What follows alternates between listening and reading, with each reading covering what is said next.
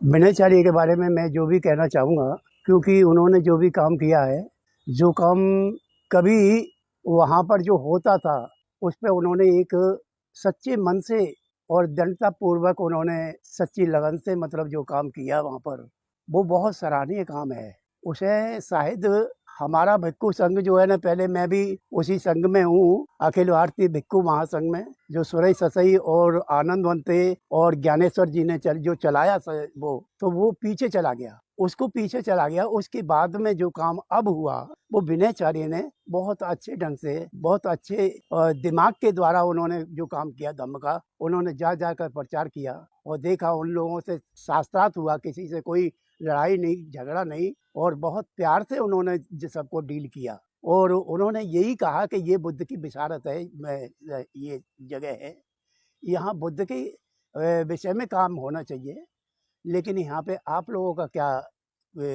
क्या काम है?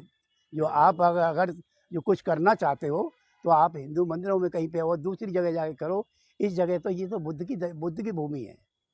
तो उन्होंने जो भी बात कही अपने मन से सच्ची बात कही। अब उस सच्ची बात में उनको जो ताड़नाएं मिली हैं, उनमें मैं कहता हूँ, मैं सोचता हूँ यहाँ पर कि जो काम उनके साथ में किया है, जिन लोगों ने किया है, क्या उनके नाम लेना जरूरी है या नाम लेना ना जरूरी है? लेकिन मैं तो ये कह रहा हूँ कि जिन्होंने एक काम किया है, ये उनको उनकी बुद्धि घूम जाए तो उसको निकालने की कोशिश करें, उसे अपने साथ लगाने की कोशिश करें। मैंने यही चाहता हूँ मैं। और मैं विनयचार्य के बारे में जितना मैं जानता हूँ कि वो धम्म का बहुत बड़ा प्रेमी है और कोई भी दोष नहीं है उसके अंदर, पढ़ा लिखा बच्चा है, बहुत अच्छा संस्कारी है। तो उसके बारे में मतलब जो है ना, हमें ये जो दुखद घटनाएं जो उसके साथ में हुई हैं, जो इन लोगों ने किया है, ये बहुत दुखद बात है। और हम नहीं चाहते मतलब जो है ना विनयचार्य के बारे में, कि विनयचार्य सपूर्वक सभी, पूरा भारत के जितने भी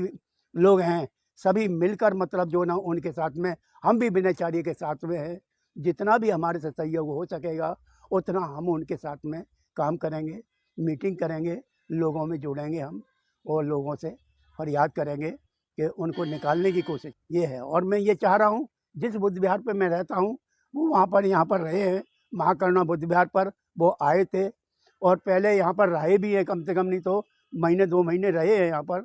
लेकिन हम यहाँ पर एक सेंटर बनाए, बौद्ध भिक्षुओं का सेंटर बनाएंगे, और विनयचार्य को यहाँ का सर्वे सर्वा हम बना देंगे। एक ऐसे समझ लो कि हमारा भिक्षुओं का एक हेडक्वार्टर यहाँ पर बनेगा, और बहुत अच्छा भवन बनाएंगे हम यहाँ पर। लेकिन हमारी इच्छा यही है कि किसी भी तरह से ये बाहर आ जाए, हमारी यही कामना। चंद कीर्ति जी ने जो चीवर दिया है उनको, तो वो ये ना सोचे कि मतलब जो है ना मैं चीवर उतार लूंगा। चीवर उसका उतारा जाता है जो अपने आप से बिल्कुल बेकार भंग हो जाता है, वो भंग नहीं है, उसने धम्म का काम किया है। जब चीवर उतारा जाता है, कोई चीवर का दोष करने लगे, चीवर का दोष क्या है? उन्होंने तो कार्य किया है, उन्होंने धम्म का कार्य किया है, समाज के लिए जिया है, समाज के लिए मर रहा है वो है। चीवर उतारने का क्या मतलब है? चीवर उतारने का तो कोई मतलब ही नहीं बनता है। वो चीवर उसका उतारा जाता है जिसने, जो बिल्कुल विनय से बाहर चलता है, वो विनय से बाहर नहीं चला है।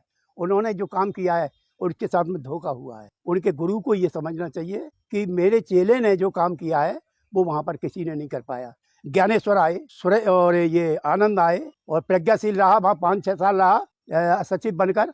तो प्रज्ञाशील ने कौन सा वहाँ पे तीर मारा? उसके सामने वो ब्राह्मण सारे लगे रहे, उसके अंदर कोई घुसने तक नहीं देता था। ये तो मेहरबानी सुरेश ससई की है। सुरेश ससई ने अपनी ताकत से, और वहाँ पर हम लोगों का आना जाना शुरू किया। जो काम वहाँ पर जो गलत होता था, उस काम को सुरेश ससई ने पहले रोका। हम लोग खुद जेल में गए हैं 95 में, जिस समय जहाँ पर जेल भरो आंदोलन का शुरुआत हुई, काल चक्कर मैदान से हम लोग खुद जेल में गए, जेल हमने काटी, हमने सब कुछ देखा है हमने। और देख कर मतलब जो है ना, हम तो ये चाहते हैं कि किसी भी तरह से विनयचार्य को, जितना भी हमारा संघ है यहाँ पर और जगह जगह जितने भी हमारे धम्म उपासक हैं, वो विनयचार्य के लिए काम करें, विनयचार्य को वहां से निकालने की कोशिश करें। यही हमारी कामना है।